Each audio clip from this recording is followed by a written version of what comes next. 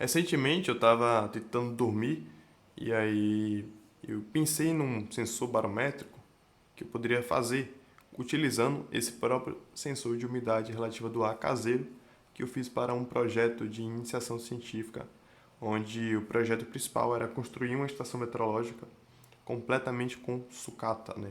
Então, aqui eu fiz esse método, né, de utilizar uma referência psicométrica, que é o psicômetro de parede, que no caso aqui a gente utiliza um termômetro seco e um termômetro umedecido com algodão, né? Então a gente tem aqui um recipiente de água, e esse recipiente de água tem conexão com o algodão puxa a água por capilaridade, né?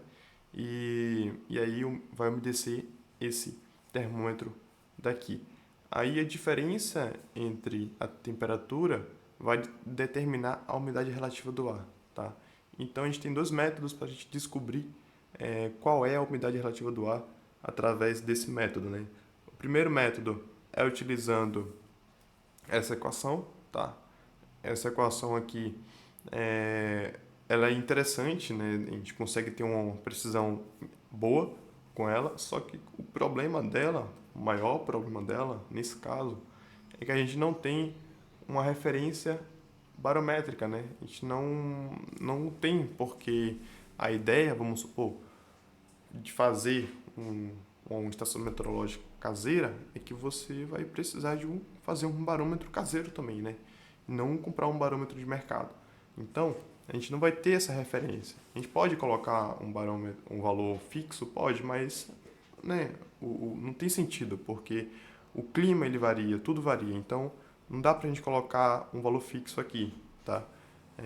Para fins de teste, beleza, mas como algo mais prático não vai fazer tanto sentido assim, tá?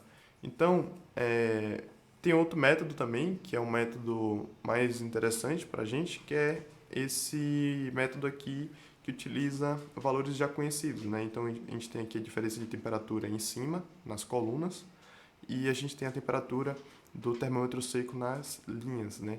Então, a gente consegue determinar a posição, né, através desses valores aqui da coluna e da linha, achar qual a umidade relativa do ar, né? É como se fosse uma batalha naval, né? Então, a gente tem aqui, por exemplo, 32 graus no sensor de temperatura seco, né? A gente tem aqui 32 graus. E aí a diferença que está dando com o sensor de temperatura molhado, ou úmido, está dando 4, né?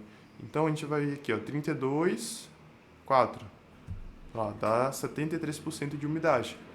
O problema desse sistema é que ele é um sistema de número inteiro, né? Ele não vai te dar um valor fracionado, tá? Então, ele vai sempre te dar um valor de número inteiro. Mas ainda assim vai dar para a gente ter uma noção interessante com esse método que eu vou te explicar. Então, o que a gente vai fazer? Primeiro a gente faz esse método aqui, né? A gente faz esse método e depois a gente faz esse método, só que de forma inversa, né? A gente já vai ter a umidade relativa do ar, a gente vai precisar descobrir aqui qual é o valor de PV, né? Então, se a gente tem aqui o R, né, que é a umidade relativa do ar, a gente tem esse valor. Esse PVS aqui é fácil de descobrir, porque aqui ó, é TS. TS é a temperatura do bulbo seco, né? Então a gente conhece também. Aqui é do molhado, né, do úmido. Então, PVSM, a gente conhece também. Então PVSM, PV, a gente consegue descobrir. Opa, e PVS a gente consegue descobrir tranquilamente, né? PVSM, PVS, a gente consegue descobrir. Então a gente vai conseguir aqui descobrir o PV, né? A gente faz esse primeiro, aí pega o valor desse aqui e joga para cá, o R a gente já sabe, e aí a gente faz o inverso aqui, a gente vai achar o PV.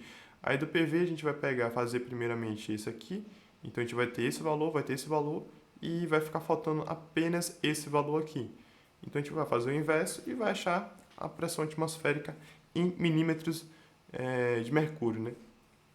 Então a gente vai fazer a conversão aqui para hectopascal, né? Então que dá, acho que é 1,3, né? Multiplicar por 1,3 e a gente vai achar o valor de hectopascal. Então a gente tem aqui um código exemplo que eu fiz, tá? Esse código aqui eu já tinha feito para fazer, inclusive, esse método aí da tabela psicométrica. Então a gente tem aqui a tabela aqui nessa primeira etapa. E aqui a gente tem as colunas, né? Já com as diferenças de temperatura, né? E aqui a gente vai achar, aqui é o algoritmo que vai achar as posições, né, de acordo com os valores fornecidos, tá? Então aqui a gente vai pegar aqui agora e a gente vai descobrir o valor do PVS, PVSM, PV e barômetro aqui por final, tá? E aí a gente converte aqui para hectopascal. Então eu vou fazer aqui um teste. Eu vou usar os mesmos valores que eu usei para teste lá, então 32 graus e 28, né? Que vai dar uma diferença aí de 4, né? Olha lá. Então a gente tem aqui 73% de umidade e a pressão atmosférica deu 1025 hectopascal, tá?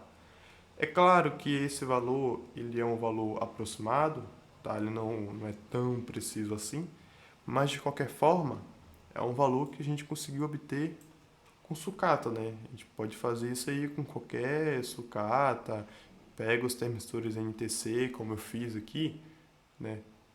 Cadê? Aqui, ó, com os termistores NTC, tá?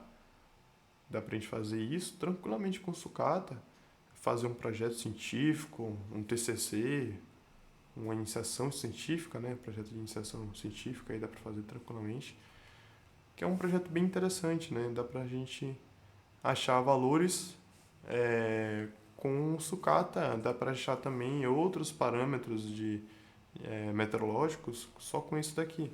Então é realmente um resultado bem interessante de ser obtido com componentes de sucata.